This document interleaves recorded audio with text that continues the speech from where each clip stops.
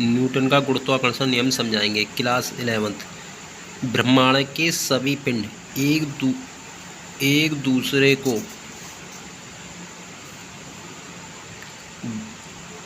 ब्रह्मांड के सभी पिंड एक दूसरे को अपनी ओर आकर्षित करते हैं। इस बल को गुरुत्वाकर्षण बल के नाम से जाना जाता है।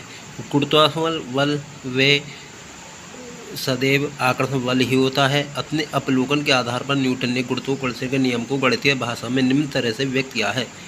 इस नियम के अनुसार ब्रह्मांड में किन्हीं दो पिंडों के बीच कार्य करने वाला आकर्षण बल पिंडों के द्रव्यमानों के गुणनफल के समानुपाती होता है।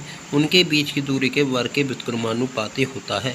माना एक पिंड है, यह एक पिंड है जिसका द्रव्यमान m1 और बल F है, और एक द्रव्यमान m2 और यहाँ पर भी बल F2 है, और इनके बीच की दूरी r है।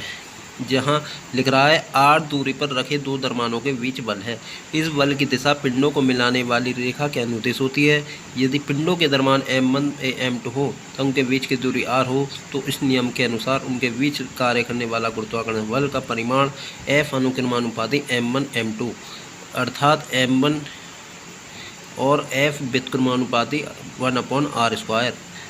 समीकरण फर्स्ट और समीकरण और 1 और 2 से F अनुक्रमानुपाती m1 बटे m2 बटे r² अर्थात F बराबर g m1 m2 बटे r², जहाँ F बल है, g गुरुत्वाकर्षण नियतांक है, m1 m2 उनके द्रव्यमान है और r उनके बीच की दूरी है। जहाँ g एक नियतांक है जिसे गुरुत्वाकर्षण नियतांक कहते हैं। g का मान पिंडों की प्रकृति, उनके द्रव्यमानों तथा उनके बीच के माध्यम, समय, ताप आदि पर निर्भर नहीं करता है।